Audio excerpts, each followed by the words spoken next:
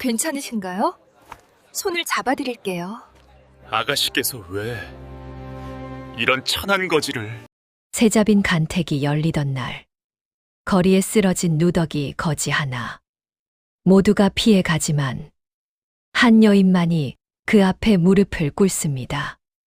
역적의 딸이라 손가락질 받던 그녀.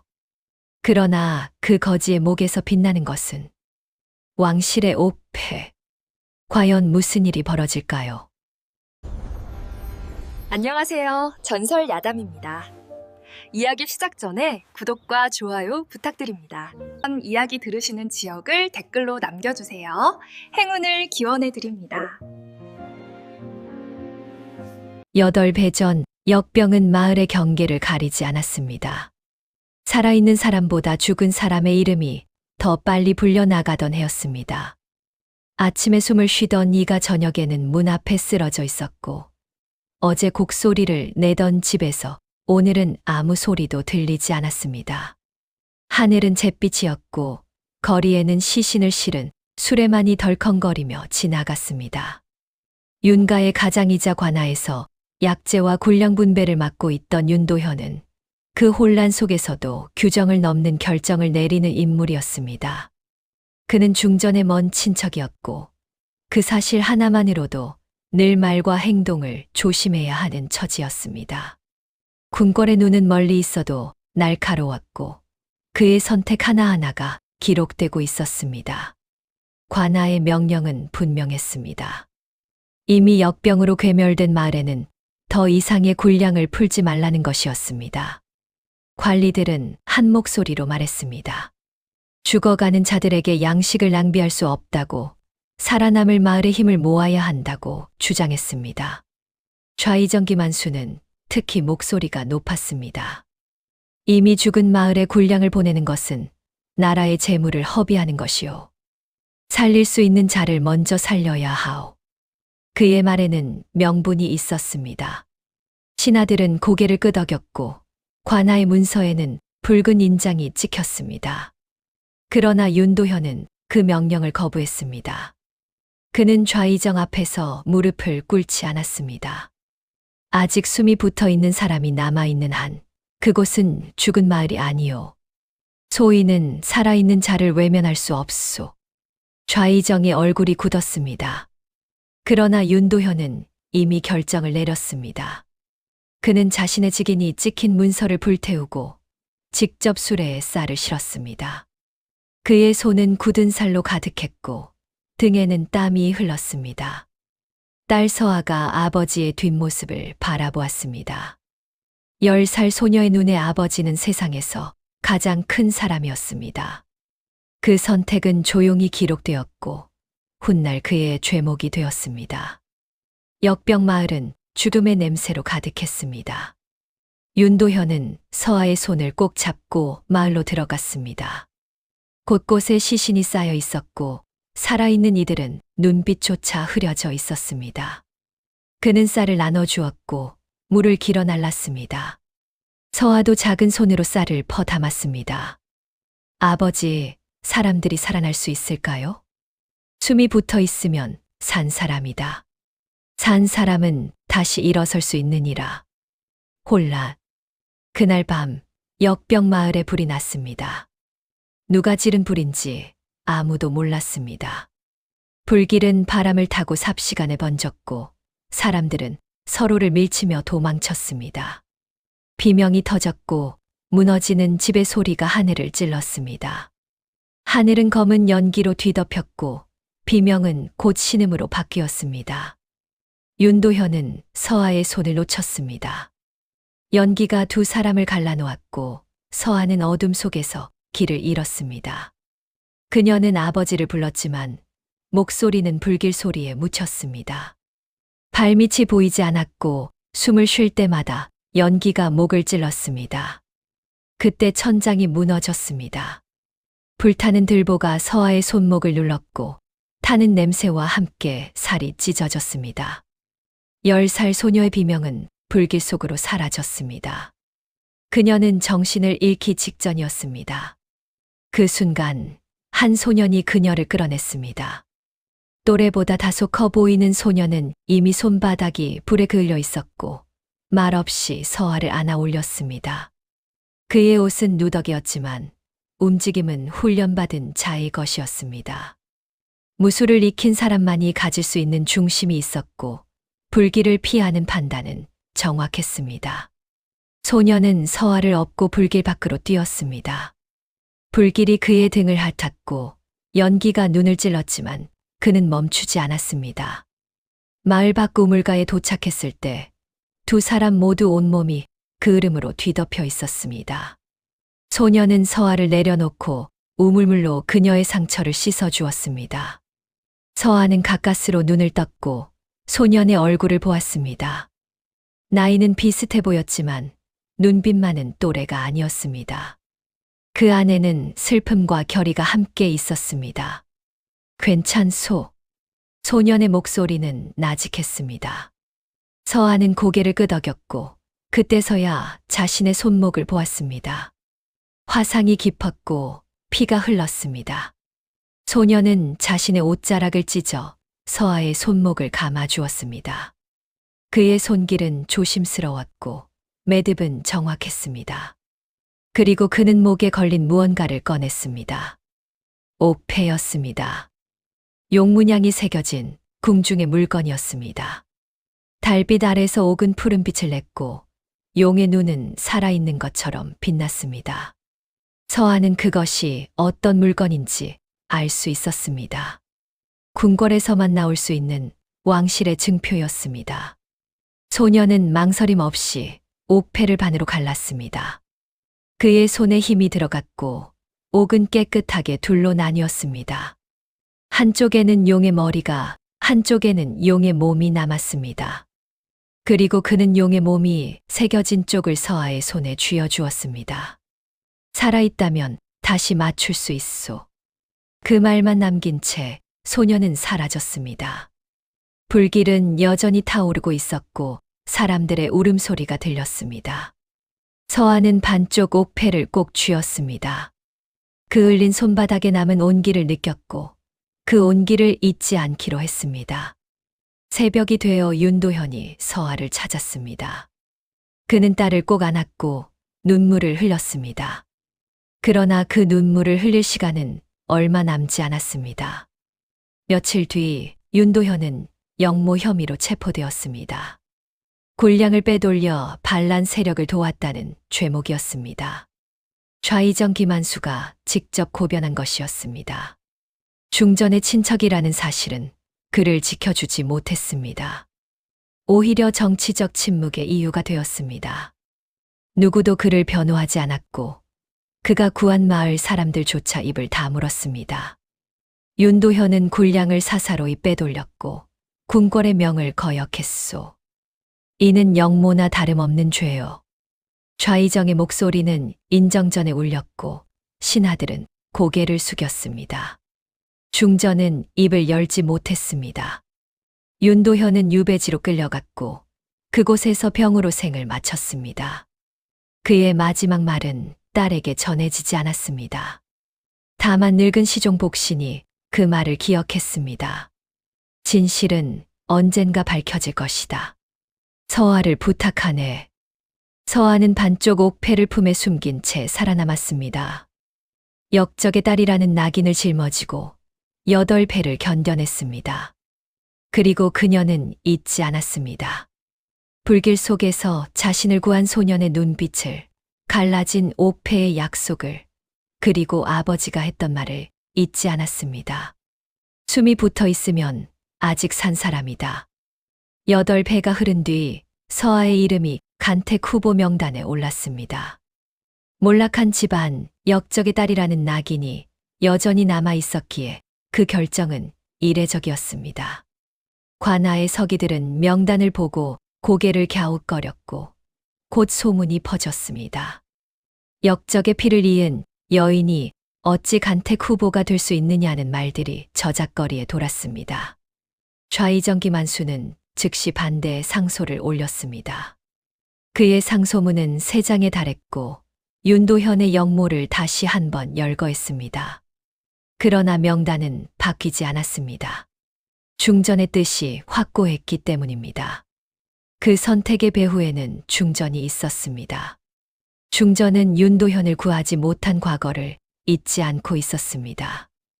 8배 전 그녀는 왕실의 일원이었지만 동시에 방관자였습니다.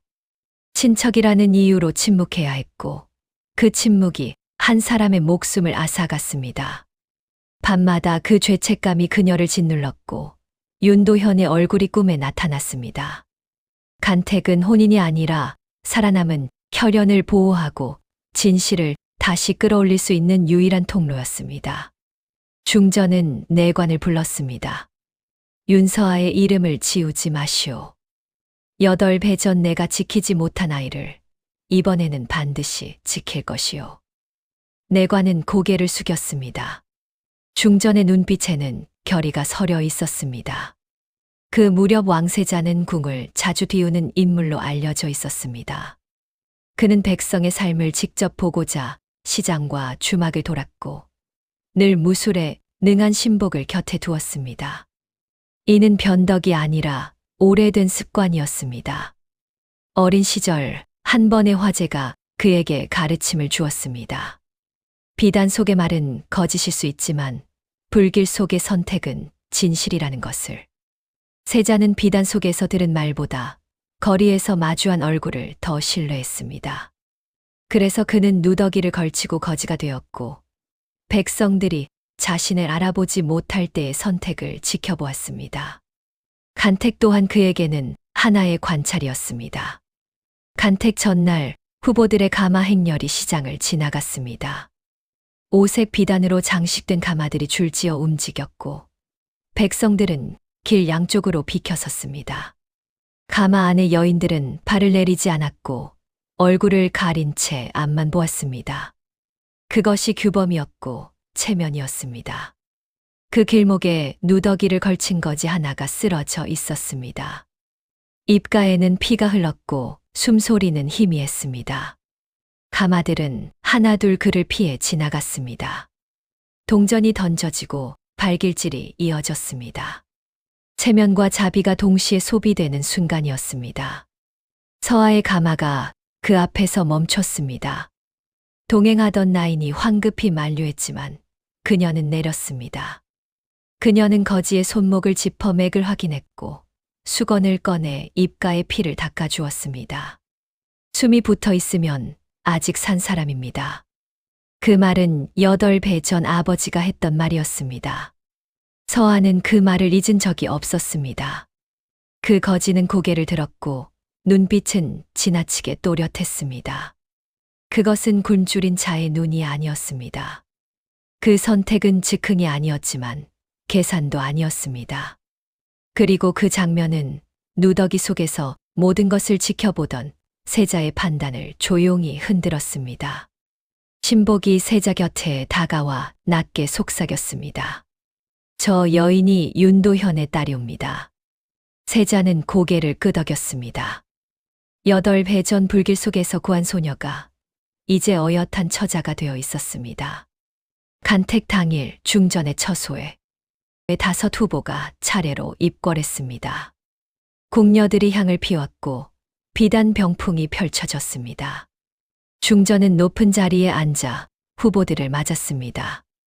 이는 형식이었지만 동시에 시험이었습니다. 먼저 들어온 이는 좌의정 김한수의 딸 김소영이었습니다. 21살의 그녀는 한양에서 손꼽히는 미인이었습니다. 예를 갖춘 절은 완벽했고 자태는 고귀했습니다. 그녀의 뒤에는 좌의정의 권세가 그림자처럼 따라왔습니다. 중전이 물었습니다. 혼인이란 무엇이라 생각하는가? 왕실의 안녕과 가문의 영화를 위한 것이옵니다. 두 집안이 하나가 되어 나라의 기둥이 되는 것이옵니다. 소영의 대답은 빈틈이 없었습니다. 좌의정이 직접 가르친 말이었습니다. 중전은 고개를 끄덕였지만 얼굴에는 아무 감정이 드러나지 않았습니다. 그러나 그녀는 알고 있었습니다. 이 혼인이 성사되면 좌의정의 권력은 더욱 공고해질 것임을. 두 번째는 병조판서의 딸 한유진이었습니다. 그녀는 당당했고 목소리에 기계가 있었습니다. 후궁으로 들어가는 것을 어떻게 생각하는가? 명예로운 일이옵니다. 왕실을 보필하는 것은 신녀의 본분이옵니다. 중전은 그녀의 눈빛을 살폈습니다. 거짓은 없었지만 깊이도 없었습니다. 세 번째는 한양 제1의 부상 딸 정밀안이었습니다. 옷차림은 화려했고 말투는 조심스러웠습니다. 백성을 위한다는 것은 무엇이라 생각하는가? 법도를 지키고 예를 갖추는 것이옵니다. 중전은 미소를 지었지만 그것은 차가운 미소였습니다. 네 번째는 문관 집안의 딸 박서연이었습니다. 학식이 있어 보였고 언변이 유려했습니다. 만약 궁에서 억울한 일을 목격한다면 어찌하겠는가? 전하께 아뢰어 판단을 구하겠나이다. 중전은 고개를 끄덕였습니다. 모범적인 답이었지만 그저 그뿐이었습니다. 마지막으로 서아가 들어왔습니다. 그녀의 옷은 5명 중 가장 소박했고 절은 가장 서툴렀습니다. 중전은 그녀를 오래 바라보았습니다. 그대는 역적의 딸이라 불린다. 그 사실을 어찌 생각하는가? 서아는 고개를 들었습니다. 눈빛에는 두려움이 아니라 담담함이 있었습니다. 아버지께서는 역적이 아니셨습니다. 다만 죽어가는 사람을 외면하지 못하셨을 뿐입니다. 그렇다면 그대는 아버지를 닮았는가? 그러하기를 바랍니다. 중전은 미소를 지었습니다. 이번에는 진심이 담긴 미소였습니다. 길에서 굶주린 거지를 보았다면 어찌하겠는가? 숨이 붙어 있는지 먼저 확인하겠나이다. 그 대답에 중전의 눈가가 젖었습니다. 8배 전 윤도현이 했던 말과 같았습니다. 5 후보가 모두 물러간 뒤 중전은 내관에게 조용히 말했습니다. 윤서아의 이름을 지우지 마시오. 그 아이는 아버지를 닮았소. 그날 밤 좌의정 김한수는 간택 명단을 다시 펼쳐들었습니다. 5번째 이름 윤서아. 그 이름을 보는 순간 그의 손이 떨렸습니다. 8배 전 자신이 역적으로 몰아 제거한 윤도현의 딸이었습니다. 이럴 수가. 중전이 감히. 그는 이를 갈았습니다. 만약 서아가 세자의 총애를 받는다면 8배 전의 진실이 다시 수면 위로 떠오를 것이었습니다. 윤도현이 남긴 기록, 역병마을의 증인들, 그리고 자신이 빼돌린 군량의 흔적까지 모두 드러날 수 있었습니다. 좌의정은 신복을 불렀습니다. 그림자처럼 나타난 사내는 고개를 숙였습니다. 윤서아를 없애라. 간택 전에 처리해야 한다. 조용히, 흔적 없이. 명을 받들겠습니다. 사내는 어둠 속으로 사라졌습니다. 좌의정은 다시 딸 소영을 불렀습니다. 세자께서 선택하실 이는 그대여야 한다. 만약 역적의 딸이 선택된다면 우리 집안의 위신은 땅에 떨어질 것이다. 소영은 고개를 숙였습니다. 아버지의 말은 명령이었고 그녀는 그 명령을 거역할 수 없었습니다. 그날 밤 간택 후보 숙소는 고요했습니다. 5 여인은 각자의 방에서 내일을 기다렸습니다. 어떤 이는 잠을 이루지 못했고 어떤 이는 기도를 올렸습니다. 서아는 창가에 앉아 반쪽 옥패를 꺼내 들여다보았습니다. 8배 동안 품에 지녀온 물건이었습니다. 용의 몸이 새겨진 옥은 달빛을 받아 희미하게 빛났습니다. 살아있다면 다시 맞출 수 있소. 그날 밤의 약속이 귓가에 맴돌았습니다. 서아는 옥패를 다시 품에 넣고 눈을 감았습니다. 그 시각 숙소 뒤편에서 자객이 움직였습니다. 달은 구름에 가려져 있었고 어둠은 충분했습니다. 검은 옷을 입은 사내는 소리 없이 담을 넘었습니다. 그의 허리춤에는 짧은 칼이 차 있었고 눈빛은 차가웠습니다. 목표는 명확했습니다. 서아의 방이었습니다.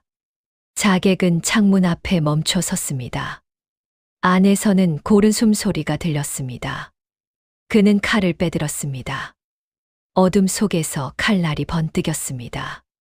자객이 창문에 손을 대는 순간 다른 기척이 느껴졌습니다. 그는 몸을 돌렸습니다. 그러나 이미 늦었습니다. 누더기를 걸친 거지와 또 다른 사내가 그림자처럼 나타났습니다. 거지는 자객의 칼을 막아냈고 사내는 뒤에서 급소를 노렸습니다. 훈련된 무사의 움직임이었습니다. 세자의 신복이었습니다.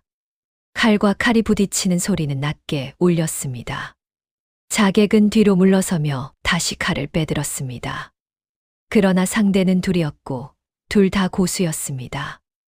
누가 보냈느냐? 신복의 목소리는 차가웠습니다. 자객은 대답하지 않았고 다시 공격했습니다. 짧은 격투가 이어졌습니다. 칼날이 공중에서 교차했고 발걸음은 정확했습니다. 그러나 숫자의 차이는 명확했습니다. 신복의 칼이 자객의 손목을 쳤고 자객의 칼이 땅에 떨어졌습니다. 자객은 무릎을 꿇었습니다. 그 과정에서 거지의 품에서 무언가가 떨어졌습니다. 거지는 그것을 재빨리 집어들었지만 자객이 본 것은 분명했습니다. 옥패였습니다. 그것도 반쪽 옥패였습니다. 서아가 숨겨온 것과 같은 문양이었습니다. 용문양, 궁중의 것. 자객의 눈이 커졌습니다.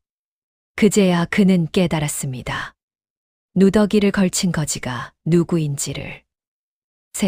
세자마마. 자객의 목소리는 떨렸습니다. 세자는 옥패를 다시 품에 넣으며 말했습니다. 이자를 끌고 가라. 누가 보냈는지 밝혀내라. 명을 받들겠습니다. 신복은 자객을 끌고 사라졌습니다. 세자는 서아의 방 창문을 바라보았습니다. 안에서는 여전히 고른 숨소리가 들렸습니다. 그녀는 방금 일어난 일을 전혀 모르고 있었습니다. 세자는 다시 옥패를 꺼내 들여다보았습니다. 8배 전 불길 속에서 갈라진 그 옥패였습니다. 용의 머리가 새겨진 반쪽이었습니다. 그는 그날 밤을 기억했습니다. 연기 속에서 들보에 눌린 소녀를, 그을린 손바닥의 아픔을, 그리고 나눈 약속을 잊지 않았습니다. 살아있다면 다시 맞출 수 있소. 그때 한 말이 다시 떠올랐습니다. 소녀는 살아있었고 이제 간택 후보가 되어 있었습니다.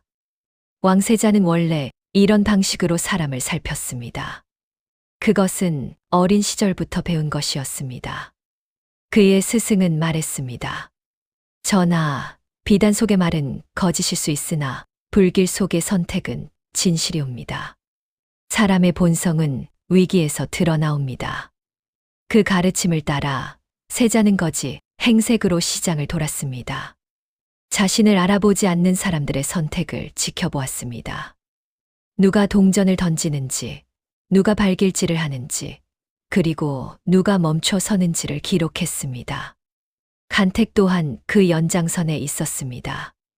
그는 비단 속의 말보다 누더기 앞에서의 행동을 보고 싶어 했습니다. 어제 시장에서 본 장면이 떠올랐습니다.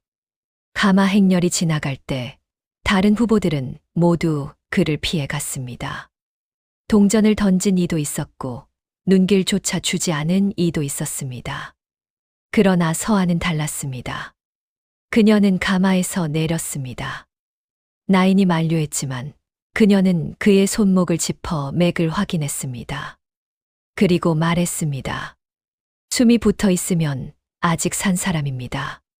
그 말은 8배 전 윤도현이 했던 말이었습니다. 세자는 알고 있었습니다. 서아가 아버지의 뜻을 이어받았음을. 잠시 후 신복이 돌아왔습니다. 그는 무릎을 꿇고 보고했습니다.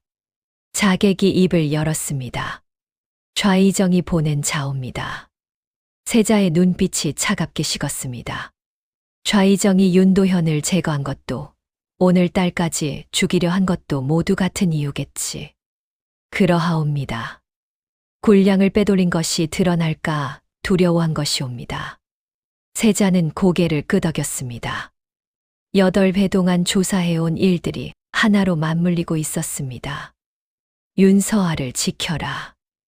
누구도 가까이 오지 못하게 하라. 그리고 좌의정의 움직임을 감시하라. 명을 받들겠습니다.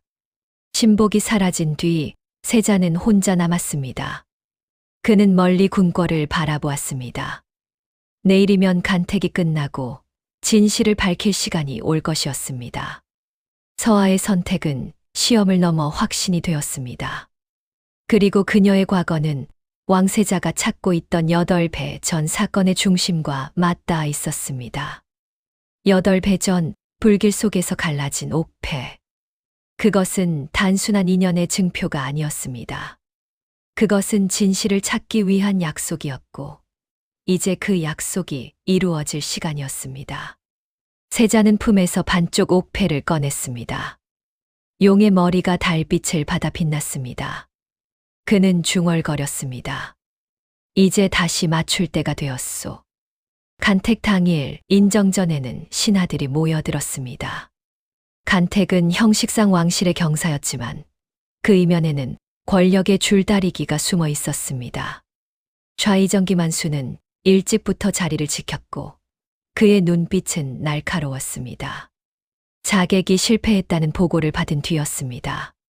전하가 입장하시고 간택 절차가 시작되었습니다. 5 후보의 이름이 차례로 불렸습니다. 김소영, 한유진, 정미란, 박서연, 그리고 윤서아. 마지막 이름이 불리자 좌의정이 일어섰습니다. 전하, 이 명단에는 역적의 피를 이은 자가 포함되어 있사옵니다. 그의 목소리는 인정전 전체에 울렸습니다. 신하들은 술렁였고 시선이 일제히 서아에게 쏠렸습니다. 윤도현은 8배 전 군량을 빼돌려 반란 세력을 도운 역적이옵니다. 중전의 친척이라는 사실을 이용해 왕실을 노린 역모였사옵니다. 그런 자의 딸을 어찌 궁에 들일 수 있단 말입니까? 좌의정의 주장은 명분이 있었습니다. 신하들 중 일부가 고개를 끄덕였습니다. 역적의 피는 대를 이어 흐르옵니다. 이 여인을 궁에 들이는 것은 화근을 안는 일이옵니다. 전하는 잠시 침묵했습니다. 그리고 중전을 바라보았습니다. 중전은 입을 열려 했지만 말이 나오지 않았습니다. 8배 전과 같은 침묵이었습니다. 윤서아를 옥사에 격리하라. 조사가 끝날 때까지 엄히 감시하라. 전하의 명이 떨어졌습니다. 서아는 현장에서 끌려나갔습니다. 그녀는 저항하지 않았고 담담히 걸어 나갔습니다. 중전은 다시 한번 말을 잃었습니다. 중전의 명으로 서아는 옥사가 아닌 별도의 처소에 격리되었습니다. 보호이자 침묵이었습니다. 좌의정은 자신의 처소로 돌아왔습니다. 신복이 무릎을 꿇고 보고했습니다. 대감, 자객이 실패했사옵니다. 세자의 신복에게 제압당했고 윤서아는 여전히 살아있사옵니다. 좌의정의 얼굴이 굳어졌습니다. 그의 손이 탁자를 쳤고 찻잔이 떨어져 깨졌습니다. 세자가 직접 움직였다는 말이냐? 그러하옵니다. 거지 행색이었으나 자객이 옥패를 보았다 하옵니다.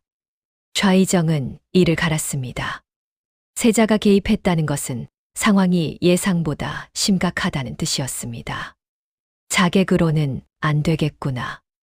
그는 또 다른 신복을 불렀습니다. 이번에는 궁궐 화제를 담당하는 관리였습니다. 동궁에 불을 지르라.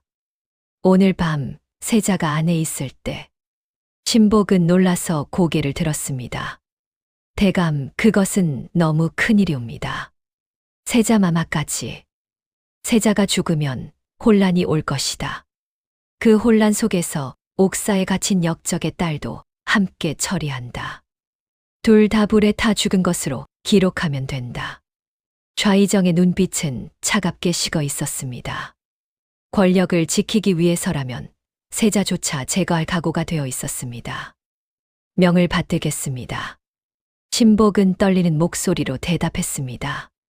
그 무렵 한 늙은 시종이 중전의 처소를 찾았습니다. 그는 윤도현을 평생 모셨던 복신이었습니다. 주인이 역적으로 몰렸을 때도 끝까지 남아 8배 동안 서아를 그림자처럼 지켜온 인물이었습니다. 그의 손에는 낡은 보자기에 싼 장보 하나가 쥐어져 있었습니다. 8배 동안 숨겨온 주인의 마지막 부탁이었습니다. 중전의 처소 앞에서 복씨는 무릎을 꿇었습니다. 내관이 그를 막으려 했지만 복씨는 움직이지 않았습니다. 마마를 뵙게 해주시옵소서. 주인 어른의 누명을 벗길 증거가 있사옵니다. 내관은 중전에게 아뢰었고 중전은 즉시 복신을 드리라 명했습니다. 마마, 이것을 받아주시옵소서. 중전은 보자기를 열었습니다. 그 안에는 낡은 장부가 있었습니다. 중전은 그 장부를 펼쳤습니다. 윤도현이 직접 기록한 구호 장부였습니다. 날짜별로 구호한 마을의 이름, 배급한 쌀의 양, 그리고 살아남은 사람들의 수가 빼곡히 적혀 있었습니다. 관인이 찍힌 공식 문서가 아니라 붓글씨로 적힌 사사로운 기록이었습니다. 역병 5년 3월 15일, 중림마을, 쌀 5섬, 생존자 18명. 역병 5년 3월 20일, 화산마을, 쌀 3섬, 생존자 9명. 기록은 계속 이어졌습니다. 마지막 페이지에는 윤도현의 필체로 적힌 글이 있었습니다. 이 기록은 영모가 아니라 생명을 구한 증거이다. 언젠가 진실이 밝혀지기를 바란다. 주인 어른께서는 마지막 날까지 이것을 품에 지니고 계셨습니다. 유배지로 끌려가기 전 소인에게 맡기셨습니다. 언젠가 진실이 밝혀질 날을 위해서라고 하셨습니다. 복신의 목소리는 떨렸습니다. 소인은 8회 동안 이것을 지켰고 아가씨를 그림자처럼 따랐습니다. 오늘이 바로 그날이옵니다. 중전은 그 장부를 가슴에 안았습니다. 눈가가 젖었고 입술이 떨렸습니다. 고맙소. 그대의 충성이 진실을 지켰소. 그날 밤 동궁에 불이 났습니다. 8배 전과 닮은 불길이었습니다. 붉은 화염이 하늘을 덮었고 궁인들은 비명을 질렀습니다. 불이야, 동궁에 불이 났다. 세자마마가 안에 계시다. 소리가 궁궐을 뒤흔들었습니다. 사람들은 물을 길어 날랐지만 불길은 쉽게 잡히지 않았습니다. 좌의정이 심어둔 자들이 곳곳에 기름을 뿌려 놓았기 때문입니다. 왕세자가 죽었다는 소문이 퍼졌습니다. 이는 권력을 쥔 자들이 원하는 방향이었습니다. 좌의정은 즉시 군사를 움직였고 동궁의 경비는 차단되었습니다. 세자마마께서 승하하셨다. 혼란을 막기 위해 동궁을 봉쇄하라. 좌의정의 명령이 떨어졌고 군사들이 움직였습니다. 그러나 새벽녘 왕세자는 다시 모습을 드러냈습니다. 그는 누더기를 벗지 않은 채 서아가 격리된 처소를 찾았습니다. 얼굴에는 그을음이 묻어 있었고 손에는 여전히 옥패가 쥐어져 있었습니다. 서아가 격리된 처소의 문이 열렸습니다. 서아는 놀라 일어났습니다. 놀라셨습니까? 세자의 목소리는 차분했습니다. 서아는 고개를 들었고 그제야 그가 누구인지 알았습니다. 시장에서 본 거지. 그리고 8배 전 불길 속의 소년이었습니다. 당신이 그때 그 소년이었습니까? 그렇소. 그리고 지금도 같은 일을 하고 있소. 세자는 자신의 정체와 목적을 밝혔습니다. 당신의 아버지는 역적이 아니었소. 군량을 빼돌린 것은 좌의정이었소. 윤도현은 그 사실을 알았고 그래서 제거당한 것이요. 그렇다면 왜 8배나 증거가 필요했소. 그리고 이제 그 증거가 모였소. 간택과 시장 순행이 모두 하나의 조사였소. 세자는 품에서 반쪽 옥패를 꺼냈습니다. 불길은 제거의 수단이었소. 좌의정은 8배 전에도 오늘 밤에도 같은 방법을 썼소. 그러나 나는 그 안으로 일부러 들어갔소. 살아 돌아온 것은 우연이 아니오. 당신의 아버지는 역적이 아니었소. 그리고 그 진실을 이제 밝힐 때가 되었소. 다음 날 인정전에 다시 모든 신하가 소집되었습니다. 전하의 긴급명이었습니다. 좌의정은 의아한 표정으로 자리에 앉았습니다. 세자가 불에 타 죽었다는 소식이 퍼진 뒤였기에 그는 안도하고 있었습니다. 그러나 전각의 문이 열렸을 때 좌의정의 얼굴이 굳어졌습니다. 왕세자가 걸어 들어왔습니다. 얼굴에는 그을음이 남아 있었지만 걸음은 당당했습니다. 세자마마. 좌의정의 목소리가 떨렸습니다. 신하들이 웅성거렸습니다. 죽었다던 세자가 살아 있었습니다.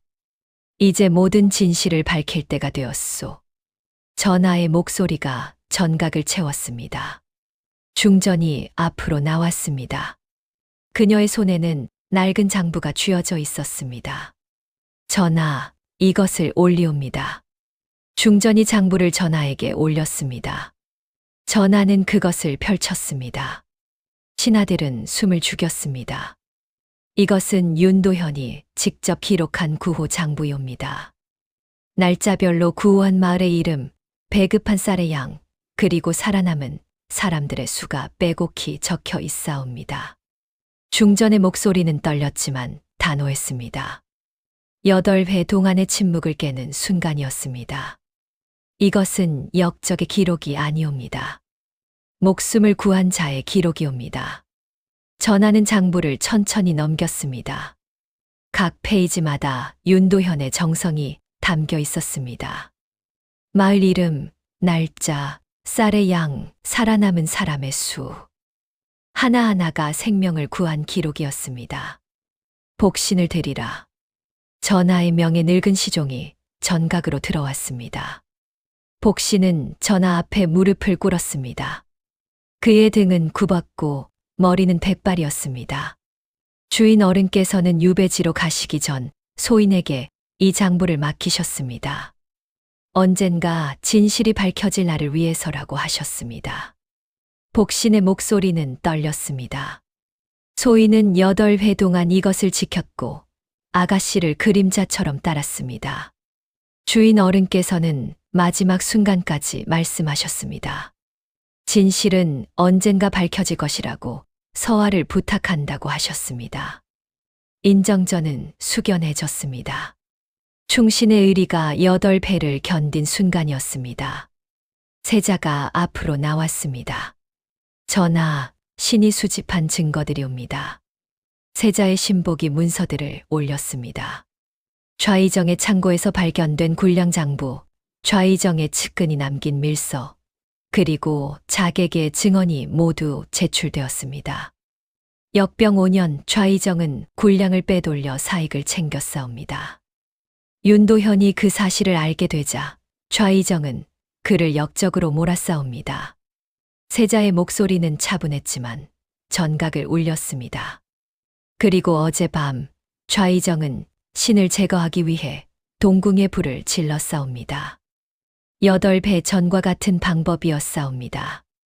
신하들은 술렁였습니다. 좌의정의 얼굴이 창백해졌습니다.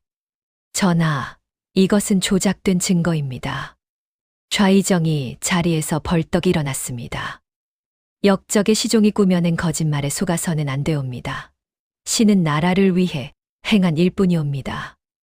그의 목소리는 높았지만 떨리고 있었습니다. 윤도현은 중전의 친척이라는 사실을 이용해 군량을 빼돌렸사옵니다. 그것이 진실이옵니다. 전하가 자리에서 일어났습니다. 용 안에는 노기가 서려 있었습니다. 그렇다면 경의 창고에서 발견된 군량 장부는 무엇이오? 경의 측근이 남긴 밀서는 또 어찌 된 일이오? 전하의 목소리는 낮았지만 전각을 압도했습니다.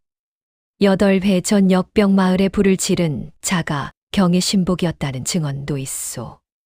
그리고 어젯밤 동궁에 불을 지른 자 또한 경이 보낸 자였소. 좌의정의 얼굴에서 혈기가 빠졌습니다. 그는 입을 열었지만 말이 나오지 않았습니다. 경은 나라를 위한 것이 아니라 경 자신을 위해 충신을 역적으로 몰았소. 경은 백성을 굶겼고 구호한 자를 죄인으로 만들었소. 전하는 한 걸음 내딛었습니다. 그리고 경은 세자를 죽이려 했소. 이제 그 대가를 치를 것이오. 좌이정 김한수를 파직하고 관직을 박탈하라. 그리고 유배형에 처하라. 경의 일족 또한 조사하여 죄에 따라 엄벌하라. 전하의 명이 떨어졌습니다. 좌이정은 그제야 무릎을 꿇었습니다. 그의 얼굴에서 마지막 오만함이 사라졌습니다. 관리들이 그를 끌어냈고 전각은 다시 조용해졌습니다. 전하가 서하를 불러들이라 명했습니다. 서하가 전각으로 들어왔습니다. 그녀는 무릎을 꿇었고 세자는 그녀 앞에 섰습니다. 세자는 품에서 반쪽 옥패를 꺼냈습니다. 서하도 품에서 옥패를 꺼냈습니다. 8회 동안 간직해온 반쪽이었습니다. 두 사람은 옥패를 맞췄습니다. 용의 머리와 용의 몸이 하나가 되었고 용 문양은 완벽하게 완성되었습니다. 옥은 푸른 빛을 냈고 전각의 모든 이가 그것을 지켜보았습니다. 그것은 단순한 인연의 증표가 아니라 8배 동안 끊어지지 않은 진실의 증거였습니다. 8배 전 불길 속에서 나눈 약속이요. 살아있다면 다시 맞출 수 있다고 했소. 세자의 목소리는 부드러웠습니다. 윤도현의 누명을 벗긴다. 그는 역적이 아니라 충신이었다. 그의 관직을 회복하고 그가 구한 마을에 비석을 세우라. 전하의 명이 떨어졌습니다. 복씨는 그 자리에서 눈물을 흘렸습니다. 주인 어른, 이제야 누명을 벗기셨습니다. 소인의 소임을 다했습니다. 그의 목소리는 흐느낌이 되었습니다. 중전이 복신의 손을 잡았습니다. 그대의 충성이 진실을 지켰소. 고맙소. 인정전의 신하들도 고개를 숙였습니다. 한 사람의 충성이 8회 만에 진실을 되살렸습니다. 중전은 서하에게 다가가 손을 잡았습니다. 말없이 고개를 숙였습니다. 용서가 아니라 사죄였습니다.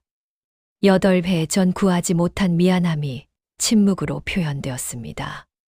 왕세자는 서하에게 손을 내밀었습니다. 그러나 그것은 명령이 아니라 선택의 여지였습니다. 당신은 이미 선택을 했소. 8배 전에도 시장에서도 이제 마지막 선택이 남았소. 서하는 잠시 그 손을 바라보았습니다. 그을린 손바닥의 흔적이 여전히 남아 있었습니다. 자신의 손에도 같은 흔적이 있었습니다. 서하는 그 손을 잡았습니다. 두 사람의 손이 맞닿았고 8배 전의 약속이 비로소 이루어졌습니다. 이 간택은 정사에 기록되지 않았습니다. 왕세자가 거지 행색으로 백성을 살폈다는 사실도, 역적의 딸이 그 중심에 있었다는 사실도 모두 불편한 진실이었기 때문입니다. 그러나 기록되지 않은 선택이 나라의 방향을 바꾸는 순간이 있었습니다. 불길 속에서 반으로 갈라졌던 옥패는 다시 맞춰졌고 그날의 약속은 비로소 끝이 아니라 시작이 되었습니다. 늙은 시종의 충성이 진실을 지켰고 그 진실이 한 사람의 삶을 되살렸습니다. 거지의 눈으로 본 세상이 왕좌의 결정을 바꾸었고 불길 속의 선택이 궁궐의 미래를 만들었습니다. 햇살이 인정전을 비추었습니다. 새로운 시작이었습니다. 긴 이야기 시청해주셔서 감사합니다. 구독과 좋아요 부탁드립니다.